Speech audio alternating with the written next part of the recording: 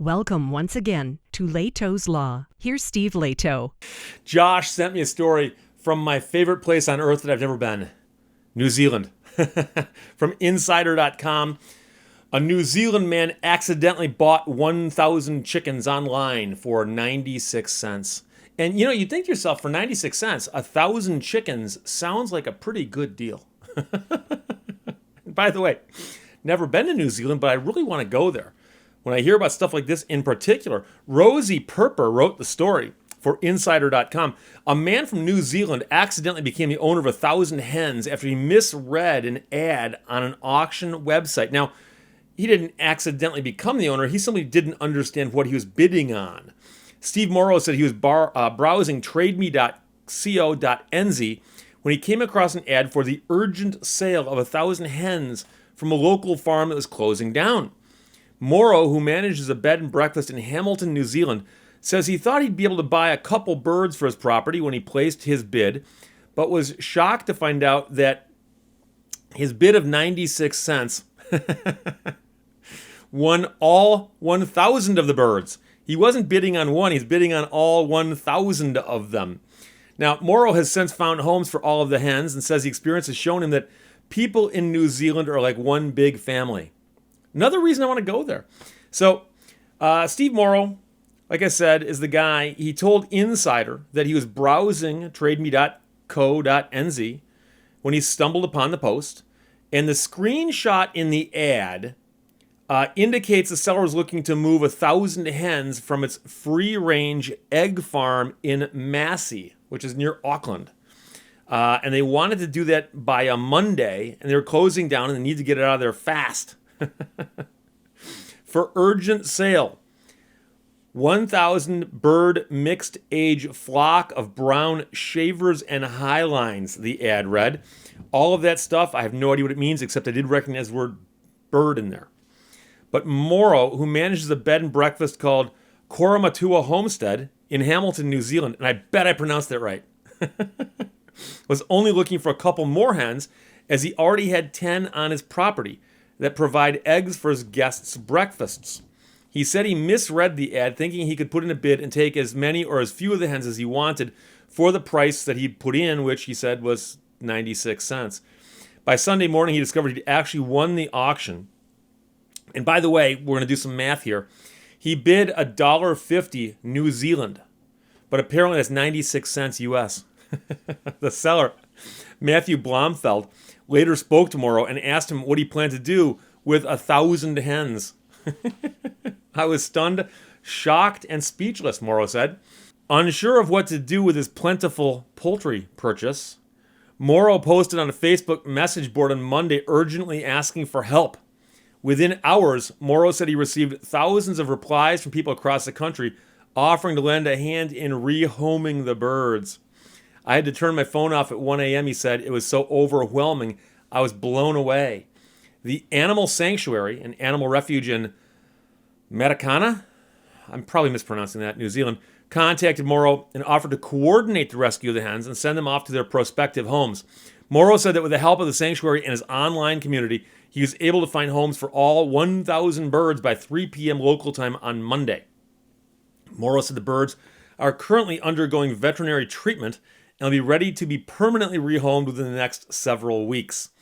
I know there's a whole process involved in putting dogs and cats up for adoption, but hens? Despite the mix-up, Morrow said he was impressed by how positively his community responded to the story.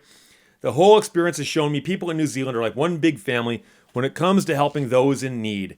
Now everyone calls me the Chicken Man. Hey, slap on a cape and a mask, you can go fight crime, my friend. So again, it was a comical mistake, but 96 cents US bought this man 1,000 chickens, which is another reason I think it sounds so attractive to go visit New Zealand. I've seen photographs and videos, and I've talked to people who've been there, and it sounds like a spectacular place. And not the least of which reasons would be that it's got people who are very, very amenable to helping you out with your chicken population problems, your poultry population problems. Normally, I'm not one big on alliteration, but the funny part is when he said that He was stunned, shocked, and speechless. I have a book. I might have it over here. I'm not quite sure to look for it. But years ago, when I had a talk show, I used to occasionally get people send me books and say they wanted to be on my show. And a woman sent me a book and she said, yeah, and she was an expert on complaining about stuff. And this is long before the internet really had much presence in terms of how to get complaints out. And she was an advocate of writing letters to businesses. And I believe the title of the book was called Shocked, Appalled, and Dismayed. Because she advocated that you put that in the letter, that you were shocked, appalled, and dismayed by the service or product that you received from somebody. And she claimed that she'd done a lot of work and research and come up with that key phrase. That was the element. That was the real piece of language that helped. Shocked, appalled, and dismayed. So for years, I was using that. And it became like a catchphrase. I'm shocked, appalled, and dismayed. But it's one of those inside jokes, meaning that I was the only person who laughed at it. It was that inside to me. But this man was stunned, shocked, and speechless. So when I saw the word shocked in a series of 3 words, I thought, hey, maybe he was shocked, appalled, and dismayed, but he wasn't. So again, the man had 1,000 chickens to deal with. That's the headline. A New Zealand man accidentally bought 1,000 chickens online for 96 cents. And, that's, people always say, Steve, is there a lesson here? Can you at least pass along some lesson? Not always, but I can try. And I've seen that before where you see the photograph on the ad or the listing for eBay, Craigslist, or any other online site. And the ad can be misleading. And sometimes they get around that by they'll actually say, well, this is not a photograph of the thing we're selling. That's a common one. I mean, I see a lot of car dealers advertising and they go, 2020 Explorer, not actual vehicle being sold. And that's a concern for me because with cell phones as ubiquitous as they are these days, and the ability to take digital photographs so easy and you can upload them in split seconds, the fact that somebody's not posting a photograph of the real object being sold should be a concern. But I've also seen it before. They show a group of things with a little note saying you're bidding on only one. And of course, that's the opposite here. He thought he's only bidding on one, and he's bidding on all 1,000 of them.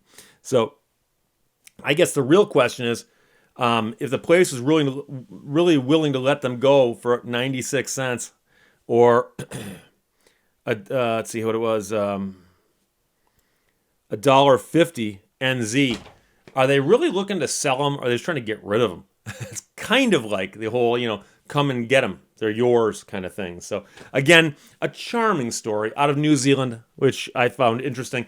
Josh passed it along. It's off of insider.com. So there you go. Questions or comments or chickens, put them below. Talk to you later. Bye-bye. Thanks for watching Lehto's Law.